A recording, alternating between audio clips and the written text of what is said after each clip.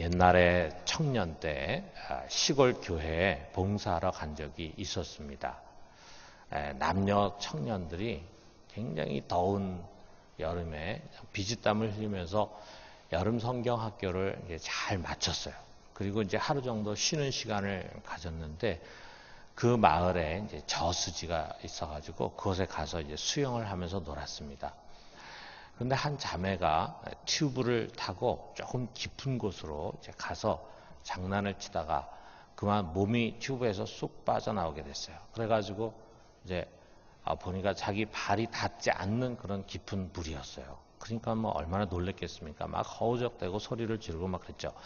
근데 저는 뭐 그 당시 수영을 잘 못했지만 제가 제일 가까이 있었기 때문에 제가 이제 뛰어들었습니다. 그래가지고 그 자매 가까이 갔는데 이미 물을 좀 마신 그 자매가 막 살겠다고 두 팔로 제 목을 꽉 이제 잡는데 같이 빠져 죽는 줄 알았습니다.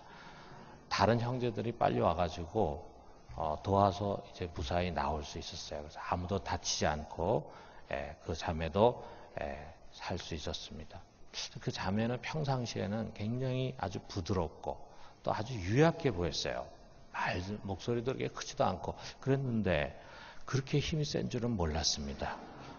우리가 종종 물에 빠진 사람은 온 힘을 다해서 발버둥을 치게 되는데 그러다 보니까 그를 구하러 간 사람이 같이 위험에 처할 수가 있죠. 그래서 구조대원들은 어떻게 합니까? 아예 이런 사람에게 혼절을 시켜가지고 힘을 다 빼는 거예요. 그래야 자기 방법대로 마음껏 그를 구조할 수 있어요. 그래야 또 그 물에 빠진 사람이 결국은 살게 되기 때문입니다. 여러분, 우리의 신앙을 돌아보면은 바로 이와 같습니다. 종종 하나님의 은혜와 역사를 방해하고 가로막는 것이 다른 무엇이 아니라 내 속에 있어요. 내 속에. 내가 너무 힘을 주고 있습니다. 내 스스로 하려고 하는 의지가 너무 강해요. 그 의지가 강할수록 우리도 모르게 하나님의 은혜와 능력을 가로막게 됩니다. 여러분, 우리는 스스로 사는 존재가 아니잖아요. 우리는 유일하게 스스로 사시는 분, 곧 하나님을 의지하면서 살아가는 존재입니다. 그것을 가르치는 가장 좋은 비유가 오늘 우리가 읽은 이 포도나무 비유예요. 하나님은 농부시고 그리고 우리 주님은 포도나무고 우리는 거기에 붙어있는 가지다 그랬어요. 포도나무 역시 스스로 자라는 야생이 아닙니다. 농부가 잘 돌봐야지만 자랄 수 있는 나무라 이거예요. 이것을 통해서 예수님 역시 자기 스스로 사시는 분이 아니고 하나님 아버지께 의존하는 분임을 고백했어요. 요한복음 5장 30절에 보면은 내가 아무것도 스스로 할 수 없노라. 예수님 스스로 난 아무것도 스스로 할 수 없다. 그분 역시 하나님 아버지께 의존하며 사는 분이라는 것을 고백합니다. 자, 그렇다면은 그런 포도나무의 가지는 어떻겠어요? 당연히 가지는 포도나무에 붙어 있어야지만 살 수 있고 그래야지만 포도 열매를 맺을 수 있다 이거죠. 여러분, 우리가 한번 상상해 볼 때 그 가지가 하는 일이 무엇이겠습니까? 가지가 하는 일은 아무것도 없습니다. 할 수 있는 것도 아무것도 없습니다. 모든 것은 다 나무가 하는 거예요. 나무가 제일 밑에 뿌리에서부터 부지런히 물과 양분을 빨아들입니다. 그리고 그것을 부지런히 줄기를 통해서 저 나무 끝에 있는 가지까지 다 전달하는 거예요. 그럼 가지는 그 나무 줄기로부터 전달된 물과 양분을 받아가지고 살게 됩니다. 그래서 그걸 가지고 저절로 열매를 맺는다 이거예요. 가지가 할 일은 오직 하나예요. 나무에 잘 붙어 있는 것입니다. 나무 안에 거하기만 하면 됩니다. 뭘 하려고 할 필요가 없어요. 그냥 가만히 자신을 나무에 맡기면 나무가 다 알아서 해줍니다. 이게 5절에 있는 것처럼 나는 포도나무여 너희는 가지라. 그가 내 안에 내가 그 안에 거하면 사람이 열매를 많이 맺나니 나를 떠나서는 너희가 아무것도 할 수 없습니다. 여러분 이 예수님 말씀 보세요. 나를 떠나서는 너희가 아무것도 할 수 없다. 여러분 이 예수님의 말씀 믿으십니까? 나를 떠나서는 너희는 아무것도 할 수 없다. 이것이 우리 뼛속 깊이 체득되어야 할 진리의 말씀이에요. 이 원리, 우리가 단순하게 자연의 법칙에서도 그 가지가 나무에서 떨어져 나가면은 어떻게 될지 잘 알잖아요. 그와 똑같아요. 우리는 주님을 떠나서는 아무것도 할 수 없는 전적으로 무능한 존재, 전적인 무능입니다. 주님을 떠나도 우리 나름대로 조금 뭔가는 할 수 있다. 이거 아니에요. 우리는 아무것도 못한다. 이거죠. 이것은 우리에게 무력감을 느끼게 해주는 거예요. 여러분, 나는 무기력한 존재입니다. 나는 무엇인가를 할 수 있는 사람이 아니라 할 수 없는 사람이에요. 그런데 이 무력감이라고 하는 것이야말로 신앙의 첫걸음이고 신앙의 마지막 걸음이에요. 신앙의 첫걸음인 것은 내 노력과 나의 의지로는 불가능하다면서 자신의 의를 내려놓을 때 비로소 우리는 하나님의 의를 온전히 받을 수가 있어요. 믿음으로. 신앙의 마지막 걸음인 것은 우리가 믿음으로 의롭다함 받은 다음에 예수 그리스도를 닮아가는 거룩한 성화의 길을 가는데 그 성화와 영적 성장 역시 내 힘으로 내 노력으로 하는 것이 아니에요. 그것도 역시 우리의 힘으로는 할 수 없다는 것을 우리는 고백합니다. 여러분, 우리는요, 주 안에 거하지 않으면은 정말 아무 쓸모없는 존재가 되고 맙니다. 여기 6절에 예수님이 또 이렇게 말씀하시잖아요. 사람이 내 안에 거하지 아니하면 가지처럼 밖에 버려져 마르나니 사람들이 그것을 모아다가 불에 던져 사르느니라. 주 안에 거하지 않으면 그냥 밖에 버려진다. 다 말라 비틀어진다. 아무 영적인 영양분을 받지 못하니까 다 말라 비틀어져. 그럼 마지막에 어떻게 됩니까? 불쏘시개로 불 속에 던져져요. 나무에 붙어 있을 때는 그렇게 멋있고 화려하고 열매도 많이 맺고 좋았는데 거기서 딱 떨어지자마자 이처럼 아무 쓸모없고 비참한 존재가 된다 이거죠. 여러분, 우리는 바로 이런 존재입니다. 우리가 잘난 거 아무것도 없어요. 우리를 이렇게 잘나게 만드시는 분은 오직 하나님 아버지, 예수 그리스도예요. 여러분, 이 철저한 무력감, 무용감, 바로 여기서 비로소 우리는 기도하지 않을 수 없음을 알게 되는 거예요. 우리는 기도하지 않으면 살 수 없어요. 그래서 왜 우리가 기도라고 하는 것을 영혼의 호흡이다. 우리 호흡이라는 것은 안 하면은 며칠을 안 해서 우리가 살 수 있는 것도 아니고 몇 시간 안에서 살 수 있는 것도 아니고 우리가 호흡이라는 것은 단 5분만 안 해도 우리 죽잖아요. 그런 것처럼 우리는 기도하지 않고는 살 수 없는 자들이다. 그래서 정말 기도의 소중함을 뼛속 깊이 깨닫게 된다. 저 자신을 돌아보아도 그렇습니다. 기도를 소홀히 하고 기도의 나태한 원인이 뭔가 이 기본적인 진리를 또 잊어버려요. 그래서 어느 사이에 나도 모르게 내가 잘할 수 있다고 생각해요. 기도하지 않고도 잘할 수 있다고 생각해요. 나의 경험, 지금까지의 내 목회 경험이 있잖아요. 나의 능력, 이걸 자랑해. 내가 꽤 잘났다고 생각을 합니다. 내 의에 사로잡히고 자신감으로 가득 차 있어요.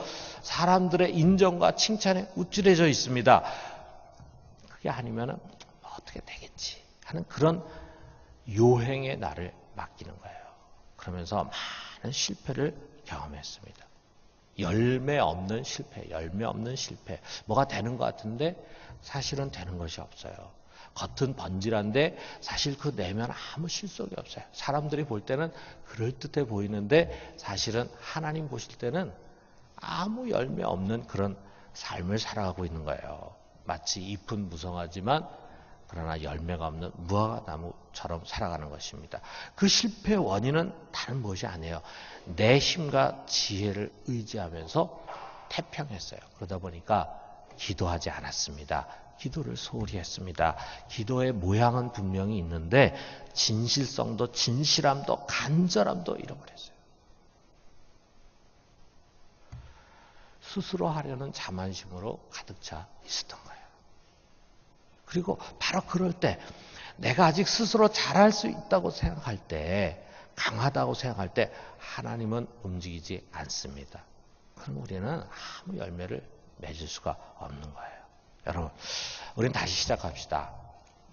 여러분, 우리는 주님을 떠나서는요, 정말 아무것도 할 수 없는 존재가 바로 나다. 내 힘으로 이룰 수 있는 것은 아무것도 없다. 내가 지금까지 뭔가를 이룬 것은 내 힘으로 한 것이 아니라 남으로부터 공급받은 힘과 능력으로 한 것. 다시 말하면 주님이 하신 것이다. 여러분 이거 믿으시죠? 지금까지 여러분과 내가 어떤 열매를 맺었다면요, 그거는 전적으로 주님이 하신 거예요. 어느 한순간에도 우리가 그분을 의지하지 않고 그분을 떠나면요, 우리는 과거에 아무리 우리가 화려한 열매를 맺고 화려한 경력을 갖고 있었다 해도 아무 무용한 존재, 쓸모없는 존재로 곤두박질 치게 되는 것입니다. 우리가 할 수 있는 것은 오직 주 안에 거하는 것입니다. 그리고 내게 능력 주시는 자 안에 있으면은 나는 무엇이든지 할 수 있는 강한 사람이 되는 거예요. 그분만 우리가 의지하는 것입니다. 큰 일뿐만이 아니에요. 작은 일도 마찬가지고, 우리가 교회 사역뿐만이 아닙니다. 여러분, 가정에서, 또 우리 직장에서, 우리가 당면하는 수많은 일들 앞에서 우리는 내가 할 수 있다 이런 생각을 내려놓고 오직 예수 그리스도, 우리 하나님 아버지만을 의지해야 하는 것입니다. 여러분, 우리가 바울을 보면요, 그는 정말 자랑하고 의지할 것이 많은 사람이었잖아요. 그의 태생부터 시작해가지고 어떻게 보면은 가장 화려한 경력을 가진 사람이었죠. 또 예수를 믿고 난 다음에도 그는 사역자로서 다른 사역자는 전혀 다른 아주 탁월한 사람이었잖아요.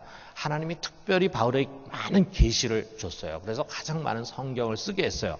그는 또 우리는 이해할 수 없지만 3층전까지 올라가는 신비한 체험을 많이 했어요. 그만큼 하나님 귀하게 쓰였습니다.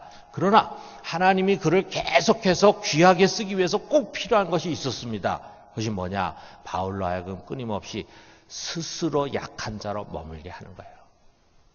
스스로 약한 자. 자기 자신이 항상 아무것도 할 수 없는 무익한 종이라는 생각을 가질 수 있도록 하는 거예요. 그래서 이것을 위해서 어떻게 했습니까? 그의 몸에 육체의 가시를 하나님이 주신 거예요. 그것이 뭔지 모르지만 어떤 극심한 질병이나 고통일 수도 있겠죠. 이 가시를 빼달라고 바울이 그렇게 간구했지만 주님께서 이렇게 응답했습니다. 고린도후서 12장 9절에 보니까 내 은혜가 내게 족하다. 이는 내 능력이 약한 데서 온전해짐이라.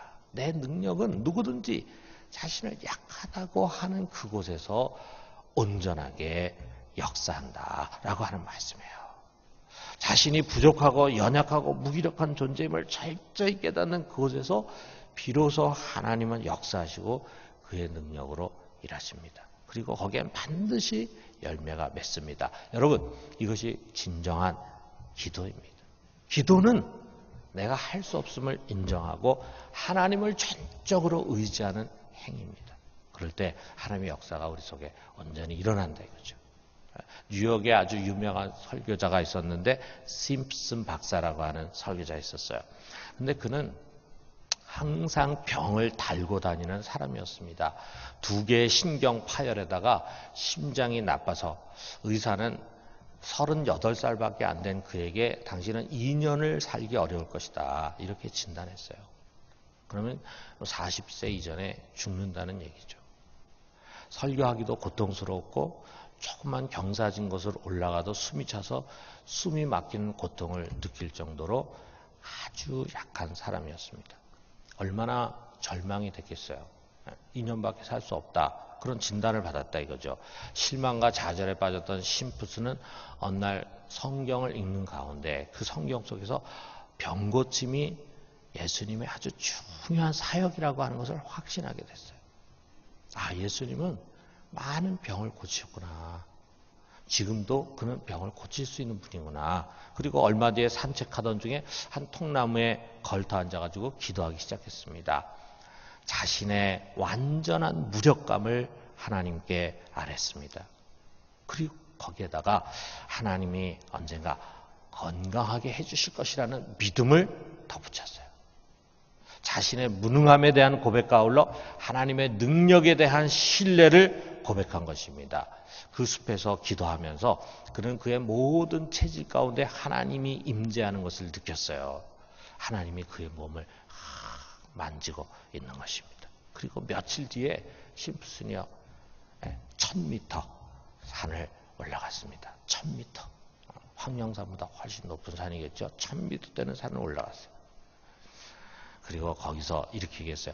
내가 산 꼭대기에 올라갔을 때 연약함과 두려움의 세계는 내 발밑에 있었습니다. 그 후로 심장도 치유되고 왕성하게 사역을 했어요. 의사는 그가 40세까지 살지 못할 것이다 이렇게 진단했는데 그는 76세까지 건강하게 살다가 주님의 부르심을 받게 됐습니다. 그럼 주님이 말씀하셨어요. 7절에 보니까 너희가 내 안에 거하고 내 말이 너희 안에 거하면 무엇이든지 원하는 대로 구하라. 그리하면 이루리라. 여러분, 오늘 우리는 우리의 무력함을 고백합시다. 우리가 교회에서 맡은 사역도 내 힘으로 할 수 없습니다. 여러분, 우리 가정에서도 직장에서도 우리 이렇게 고백해야 돼요. 주님, 저는 할 수 없습니다. 제가 고칠 수 없습니다. 제 힘으로 아이들을 키울 수 없습니다. 정말 저는 아무것도 할 수 없는 연약한 자입니다. 그러나 주님은 하실 수 있습니다. 주님만이 하실 수 있습니다. 주님 도와주시옵소서. 그러므로 우리가 진정으로 두 손을 모으고 마음의 무릎을 꿇고 우리 함께 주님 앞으로 나아갑시다. 주님, 주님만이 나의 힘이시며 나의 구원이십니다. 오늘 우리가 이 진실한 기도를 드리면서 연약함 속에서 오히려 강하게 역사하시는 우리 주님을 체험할 수 있게 되기를 주님의 이름으로 축원합니다.